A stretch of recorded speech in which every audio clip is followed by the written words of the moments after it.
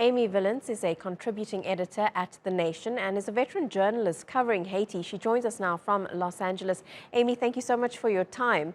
Haiti has been a country in political turmoil for such a long time. Many had tried to get President Moise out and asked him to step down. Why do you think now he has been killed in this manner? I think he must have crossed someone who was very angry with him.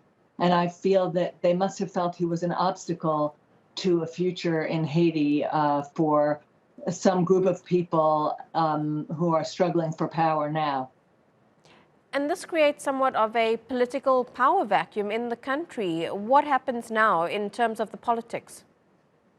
Well, there are many things happening. There are two dueling prime ministers, one of whom has seemed to be given the green light to go ahead with the government by the United States, the other of whom has not, but who was appointed by President Moise right before he died. So one was fired and the other appointed before Moise was killed. But the one who was fired is now the acting president of Haiti. And when we look at the regional effects of his assassination, how do you expect that to play out? What do other countries in the region, how are they affected by what's happened? I think they just look at Haiti as a place that's had a lot of problems in the Caribbean basin for a long time.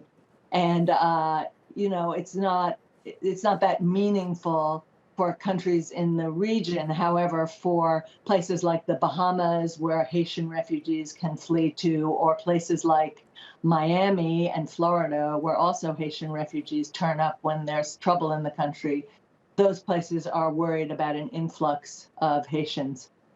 And Amy, Haiti is the poorest country in the region. What about the people who are there, who are now having to live through another crisis in the country? As somebody who has covered that region, what's it like now for them?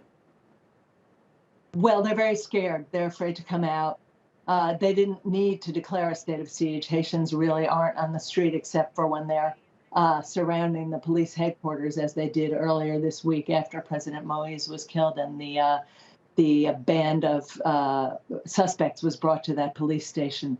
But otherwise, they're afraid, and life is harder for them because they can't get out and get what they need. But I think they're also hoping that maybe this vacuum in power that we see is an opportunity for a government to come into being that might be more responsive to the people's needs in Haiti after this terrible period under Moise and under his predecessor, Michel Martelly. Still seems to be some hope for better days ahead. Amy Wilentz, live to us there from Los Angeles. Thanks so much for speaking to us. Thanks very much.